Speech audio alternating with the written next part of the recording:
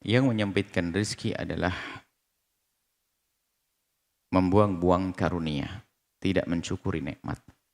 Baju masih layak dibikin pel, dibikin lap, sementara tetangga memerlukannya. Mungkin maksudnya seperti itu. Mungkin ada sebagian mengatakan pamali.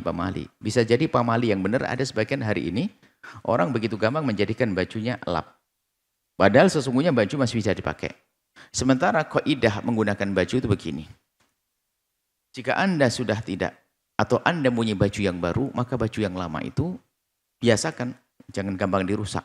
Hadiahkan pada orang yang memerlukannya. Nah ini menjadikan lap itu kadang-kadang, biarpun baju bagus tuh jadikan lap jadi jelek loh ya. Akhirnya banyak baju dijadikan lap nanti. Akhirnya orang sombong. Menyia-nyiakan rezeki. Kalau memang baju sudah robek, rusak dan sebagainya, terus gunakan lap ya gak ada masalah.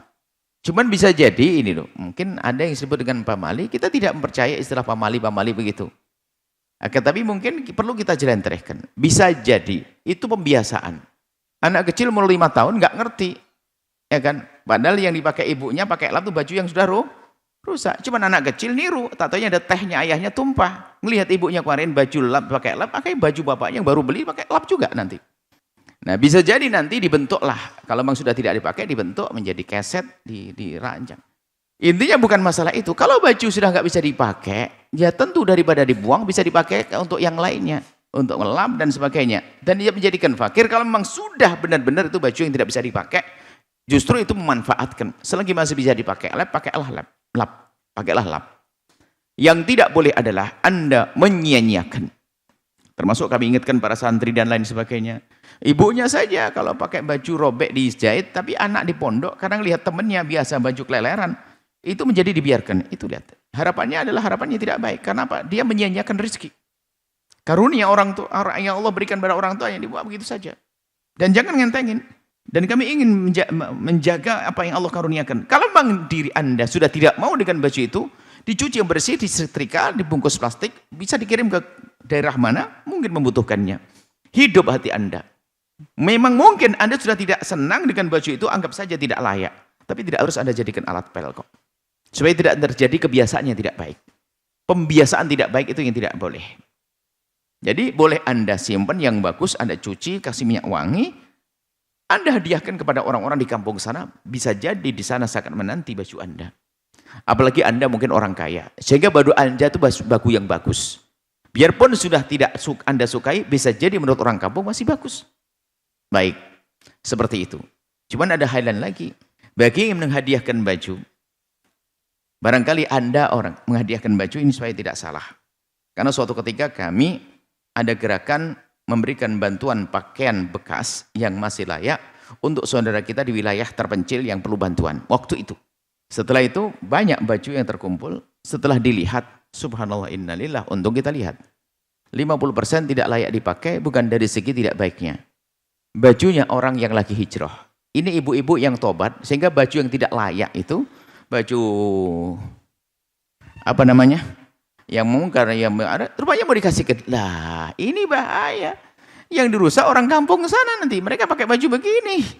Jadi kalau nah ini baru baju Anda, wahai wanita, kebalikannya, yang tidak menutup aurat, selagi tidak layak, maksudnya kalau baju yang tidak menutup aurat dipakai di kamar sama suami kan layak. Dan baju yang tidak menutup aurat yang bisa dipakai keluar tidak pantas dipakai di dalam kamar. Baju untuk pamer aurat, wah itu pantas untuk jadikan alat lap. Bagus itu buat lap. Biar tahu ini adalah, jangan dihadiahkan sama orang.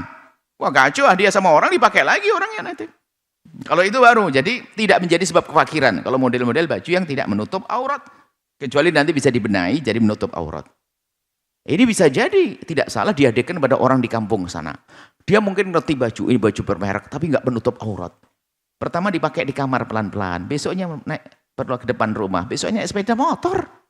Nah, yang dosa siapa? Yang dosa ustadzah atau bu haji yang hijrah, yang tobat di kota sana. Makanya kalau Anda tobat, jangan memberikan kepada orang lain baju jahiliyah Anda. Nah, berarti Anda akan merusak orang, Anda akan tobat merusak orang. Jadi seperti itu. Intinya, jika baju yang menutup aurat, baju yang wajar, baju yang bagus, bukan ciri khasnya orang memusuhi Islam, maka jangan dijadikan lap.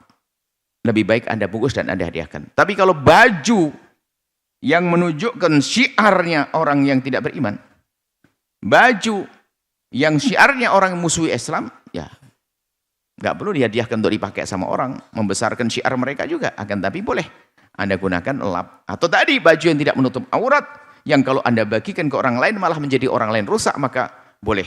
Pakai keset juga boleh. Kenapa? Sebab dipakai sudah nggak layak lagi. Lalu untuk apa?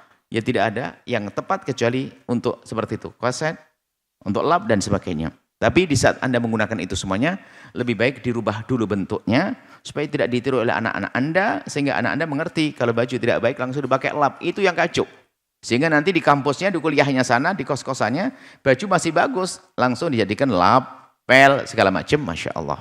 Akhirnya menyia-nyiakan rizki. Nah baru itu menjadi sebab kurangnya rizki, sempitnya rizki.